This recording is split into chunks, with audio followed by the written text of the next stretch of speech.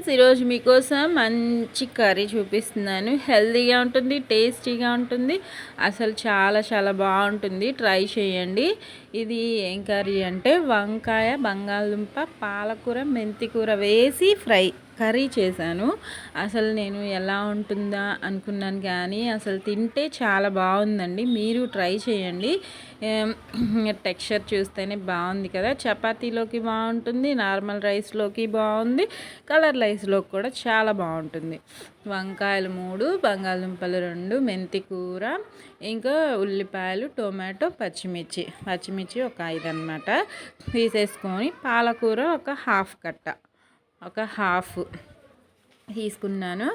ఇంకా మెంతి కూర కూడా చిన్న కట్ట ఉందన్నమాట. అది అంతా ఒలిచేయి క్లీన్ చేస్తే అంత అయింది. చిన్న బుజ్జిది హాఫ్ కట్ట అనుకోండి. అది కూడా ఇంకా స్టవ్ మీద పాన్ పెట్టేసుకొని, ముందుగా కర్రీలో మసాలా కోసం నేను పల్లీలు వేస్తున్నాను. వేరుశనగ పప్పు 1 స్పూన్ అంత వేసుకోండి, ఎక్కువగా అవసరం లేదు. 1 స్పూన్ అంత పల్లీలు, దాంతోపాటు ఎండు కొబ్బరి, అది కూడా 1 స్పూన్ అంత వేసేసుకొని, ఇంకా అది ఫ్రై చేసుకుంటే మనకి ఫ్లేవర్ బాగుంటుందన్నమాట. అందుకే నేను ఫ్రై చేస్తున్నాను. ఇలా ఒక్కొక్కటిగా వేసుకొని నిదానంగా ఫ్రై చేసుకుందాము. ఇవి గుమ్మడి గింజలు నా దగ్గర ఉన్నాయి, మీ దగ్గర ఉంటే వేసుకోండి. ప్రోటీన్ కదా, మంచి ప్రోటీన్ ఫుడ్ అనమాట. అది మీ దగ్గర ఉంటే వేసుకోండి, ఇది స్కిప్ చేసేయండి, లేకపోతే ఇబ్బంది ఏం లేదు.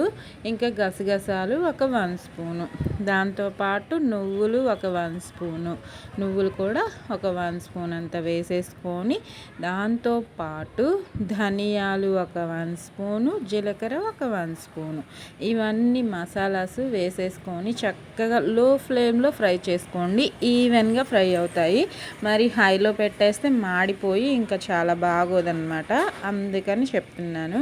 ధనియాలు కూడా ఒక 1 స్పూన్ వేసేసుకొని పెద్ద స్పూన్తో, ఇంకా దానిలో మళ్ళీ మసాలా కోసము కాస్త ఘాటుగా ఉంటే బాగుంటుందని చెప్పి లవంగాలు 3, యాలకులు 2, దాల్చిన చెక్క ఒక చిన్న ముక్క, 1/2 ఇంచ్ అంతా ఉంటుంది, ఎక్కువగా ఏముండదు, వేసేసుకొని ఇవన్నీ ఫ్రై చేసేసుకుందాము. లవంగాలు ఎక్కువగా వేయొద్దు, మరీ ఘాట్ అయిపోయి గొంతులో మనం తినలేనంత బాగోదు. ఇంకా వేసుకొని చక్కగా ఫ్రై చేసేసుకొని లో ఫ్లేమ్లోనే ఫ్రై చేసుకుందాము. ఇవన్నీ ముందుగా పౌడర్ పట్టేసుకుందాము. పౌడర్ లాగా పట్టుకొని ఇవి నలిగాక పేస్ట్లా పట్టేసుకోండి. వాటర్ వేసి మెత్తగా పట్టేసుకోండి. ఇంకా పలుకు అనేది లేకుండా మెత్తగా పట్టేసుకొని పక్కన పెట్టేసుకుందాము. ఈ మసాలాస్ అంతా ఫ్రై అయిన తర్వాత చల్లారాక మాత్రమే పట్టుకోండి. ఇదిగోండి, ఈవెన్గా ఫ్రై అయిపోయాయి. ఒక గిన్నెలో తీసేసుకొని చక్కగా పక్కన పెట్టుకొని, చల్లారాక మాత్రమే పౌడర్లా పట్టుకొని తర్వాత పేస్ట్ చేసి పక్కన ఉంచేసుకోండి. ఇంకా స్టవ్ మీద మళ్ళీ పాన్ అలానే పెట్టేసుకొని ఆయిల్ ఒక 4 స్పూన్స్ అంతా, నేను డైలీ చేసే కర్రీనే ఇలాంటిదే కాబట్టి 4 స్పూన్స్ సరిపోతుంది, ఎక్కువగా అవసరం లేదు. వేసేసుకొని దానిలో ముందుగా తాలింపు గింజలు ఒక 1 స్పూన్ వేసుకుంటున్నాను. ఫ్లేమ్ హైలోనే పెట్టేసుకోండి. తాలింపు గింజలు వేసుకున్న వెంటనే ఉల్లిపాయలు వేసేసుకొని ఇంకా కలర్ మారేంత వరకు మూత పెట్టి ఫ్రై చేసేసుకుందాము. ఈవెన్గా ఫ్రై అయిపోతాయి. మూత పెడితే ఈజీగా మగ్గిపోతాయి అన్నమాట. ఉల్లిపాయలు కూడా చక్కగా మిక్స్ చేసుకొని మూత పెట్టి ఫ్రై చేసుకుంటున్నాను. కలర్ మారాక చూపిస్తాను. ఆ టెక్స్చరు చూడండి, ఇలా ఫ్రై అయితే సరిపోతుంది. ఇలా ఉన్నప్పుడు అల్లం పేస్ట్ 1/2 స్పూన్ అంత వేసుకోండి, ఎక్కువగా అవసరం లేదు, వెజ్ కర్రీ కాబట్టి. 1/2 స్పూన్ అంత అల్లం పేస్ట్ ఫ్రెష్గా పట్టుకున్నది వేసుకుంటే టేస్ట్ మీరు చెప్పకుండానే డబుల్ అయిపోతుంది. నేను చెప్పడం కాదు, మీరు చేసి చూడండి ఈ ట్రిక్ మాత్రం. ఇంకా టొమాటో కూడా వేసేసుకొని చక్కగా కలర్ మారేంత వరకు కాస్త మెత్తబడినిద్దాము టొమాటోని. అప్పుడు మన వెజ్జీస్ కట్ చేసి పెట్టుకున్న వంకాయ, బంగాళదుంప కూడా వేసేసుకొని అవి కూడా మగ్గనిద్దాము. ఇంకా టొమాటో కాస్త మెత్తబడిపోయింది. 5 మినిట్స్ అనమాట. 5 మినిట్స్కి ఇలా ఉంది. ఇంకా వంకాయ, బంగాళదుంప కూడా కట్ చేసి ఉప్పు నీళ్ళల్లో వేసుకున్నాను. సేమ్ పీసెస్ కట్ చేసుకున్నాను. అంటే వంకాయ ఎంత ఉందో బంగాళదుంప కూడా అంతే సైజులో కట్ చేసుకున్నాను అనమాట. కట్ చేసుకొని ఇంకా అవి కూడా వేసుకొని మూత పెట్టి 10 మినిట్స్ మగ్గించుకుందాము. బాగా మగ్గుతాయి. ఈలోపు నేను పాలకూర మెంతి కూరని కూడా వాటర్లో వేసి నీట్గా వాష్ చేసి పెట్టుకున్నాను అనమాట. ఇంకా దానిలో ఇసుక చెత్త చెదారం అంతా ఉంటుంది కదా, క్లీన్ చేసి పెట్టేసుకున్నాను. ఇంకా చక్కగా ఇలా వంకాయ బంగాళదుంప వేసాక మిక్స్ చేసుకొని మూత పెట్టి 10 మినిట్స్ మగ్గించేసుకుందాము. ఇంకా 10 మినిట్స్కి టెక్స్చర్ చూపిస్తాను మీకు ఎలా ఉంటుందో. ఇప్పుడు మూత తీసి చూద్దాము. 10 మినిట్స్కి మూత పెట్టి 10 మినిట్స్ బాగా మగ్గి ఉంటుంది. ఇంకాస్త మగ్గడం కోసము మనం పూర్తిగా మరీ సాఫ్ట్గా అయిపోతే బాగోవు కదా వెజ్జీస్. అందుకే నేను కాస్త మగ్గాక వేసుకుంటున్నాను. బంగాళదుంప కాస్త గట్టిగా ఉంటుంది కాబట్టి ముందుగా వేసేసుకున్నాను. వంకాయ కూడా ఇది గుత్తి వంకాయ కాబట్టి కొద్దిగా గట్టిగానే ఉంటుంది. అందుకే బంగాళదుంపతో పాటు వేసాను. ఇప్పుడు మనం కడిగి పెట్టుకున్న ఆకుకూరని వేసేసుకొని దాంతోపాటు పసుపు ఒక 1 స్పూను, సాల్ట్ కూడా 2 స్పూన్స్ అంత వేస్తున్నాను. కర్రీ మొత్తానికి సరిపడా వేసేసుకుంటున్నాను.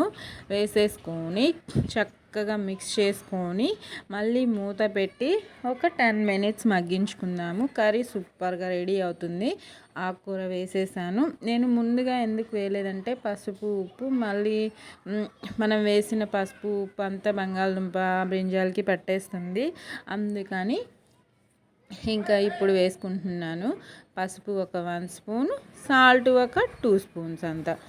ఒకవేళ సరిపోకపోతే మళ్ళీ వేసుకోండి. లాస్ట్లో చెక్ చేసుకొని వేసేసుకొని మూత పెట్టి 10 మినిట్స్ మగ్గించుకున్నాము. ఆకుకూర ఈజీగానే మగ్గుతుంది. మన వెజ్జీస్ ముందే మగ్గాయి కాబట్టి ఈ టైంలో ఇంకెక్కువగా మగ్గనవసరం లేదు. ఈ ఆకుకూర కాస్త మగ్గితే సరిపోతుంది. అసలు ఆకుకూర వేసామన్న ఫీలింగే ఉండదు కర్రీలో. అంత బాగుంది. మా అబ్బాయి తినడు అనుకున్నాను. వాడి కోసం అలా ఆకుకూరలు ఏదో రకంగా తినిపించాలని చేస్తూ ఉంటాను. వాడు తినడు అనుకున్నాను కానీ తిన్నాడనమాట. మా పాప కూడా ఇష్టంగా తినింది. ఇంకా నాకు కావాల్సింది అదే కదా. మా వారైతే మళ్ళీ వేయించుకొని మరీ తిన్నారు. ఇంకా అలా ఇంట్లో వాళ్ళు ఇష్టంగా తింటూ ఉంటే మనం ఇంకా కొత్త రెసిపీస్ చేయాలన్న ఇంట్రెస్ట్ పుడుతుంది. వాళ్ళ ఎంకరేజ్మెంట్ అలా తెలిసినట్టు ఉంటుంది కదా మనకి. మిక్స్ చేసుకొని మూత పెట్టి 10 మినిట్స్ ఇంకా మగ్గించేసుకుందాం. 10 మినిట్స్కి చూద్దాము. చూడండి బాగా మగ్గిపోయి ఆయిల్ కాస్త పైకి తేలింది కదా. ఈ టైంలో కారం వేసేసుకుందాము. కారం ఒక 1 స్పూన్ అంత, ఎక్కువగా అవసరం లేదు. ఈ కర్రీ మైల్డ్గా ఉంటుంది. స్పైసీగా మనం మసాలాస్ వేసిన పేస్ట్ కూడా ఉంది కదా, అది ఈ టైంలోనే వేసేసుకుందాము. ఎందుకంటే ఆ పేస్ట్లో ఉన్న ఘాటు ఈ కర్రీకి సరిపోతుంది. కారం ఎక్కువ వేస్తే మళ్ళీ ఆ ఘాటు ఈ ఘాటు ఎక్కువైపోయి కర్రీ తినలేము. ఇంకా ఇప్పుడే వేసాం కాబట్టి ఒక 5 మినిట్స్ ఉంచేసుకుందాము. ఇప్పుడు 5 మినిట్స్కి ఇప్పుడు ఆ పేస్ట్ని వేసుకుందాము. వేసేసుకొని పేస్ట్ వేసాక ఒక్క 5 మినిట్స్ మూత పెట్టేసుకుందాము.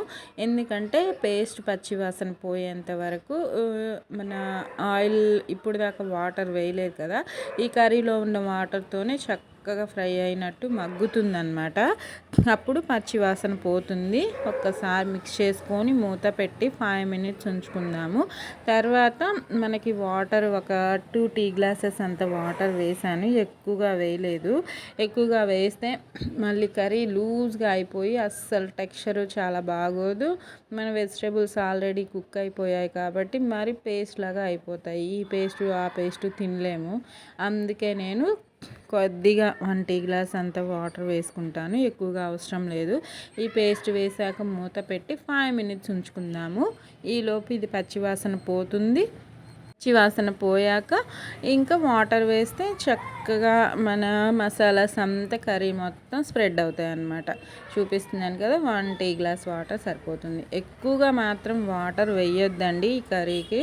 మీకు తినలేరు, ఇంకా లూజ్ అయిపోతుంది కర్రీ. ఈ టెక్స్చర్లో ఉంటేనే బాగుంటుంది. ఇలా వాటర్ వేసి ఒక 3 మినిట్స్ ఉంచుకుంటే మన కర్రీ సూపర్గా రెడీ అయిపోయినట్టే. కొత్తిమీర వేసుకొని గార్నిష్ చేసుకొని వేడి వేడి అన్నంతో సర్వ్ చేసుకోవడమే. అన్నమైనా చపాతీ అయినా పరోటా అయినా సూపర్గా ఉండే కర్రీ అండి. మీరు ట్రై చేయండి. సాల్ట్ సరిపోలేదు, ఎందుకంటే ఈ పేస్ట్ వేసాను కాబట్టి సాల్ట్ కాస్త తగ్గింది. కారము ఉప్పు మీ టేస్ట్కి సరిపడా వేసుకోండి. సరిపోకపోతే చెక్ చేసుకొని ఈ టైంలో వేసేసుకొని మూత పెట్టి 3 minutes ఇంకా నా కర్రీ అయితే సూపర్గా రెడీ అవుతుంది. మీకు కూడా ఈ వీడియో నచ్చితే నా వంటలు వీడియోస్ నాకు సపోర్ట్ చేయండి ఫ్రెండ్స్. నా వీడియో నచ్చితే లైక్ చేయండి, షేర్ చేయండి, కామెంట్ పెట్టండి. నా వీడియోస్ నచ్చితే సబ్స్క్రైబ్ కూడా చేసుకోండి ఫ్రెండ్స్. నా కర్రీ అయితే చూడండి ఎంత కలర్ఫుల్గా బాగుందో. మీరు కావాలంటే లాస్ట్లో చీజ్ కానీ నెయ్యి కానీ వేసుకుంటే ఈ కర్రీ ఇంకా చాలా చాలా యమ్మీగా ఉంటుంది. ఇలా ఒక్కసారి ట్రై చేయండి. కొత్తిమీర వేసేసుకొని కలిపేసుకొని ఇంకా స్టవ్ ఆఫ్ చేసేసుకోవడమే. కర్రీని చూస్తే అసలు మీకు నోట్లో నీళ్ళు ఊరుతున్నాయో లేదో నాకైతే తెలియదు, కానీ ఈ కర్రీ చేసుకొని తినండి. అసలు చాలా బాగుంటుందని మీరే నాకు కామెంట్స్లో చెప్తారు. అసలు ఇలా వెజ్ కర్రీ చేసుకొని తింటూ ఉంటే ఉంటుంది, మీకు ఇంకా చెప్పలేను. నేను తిన్నాను, బాగుంది. ట్రై చేయండి. Bye friends.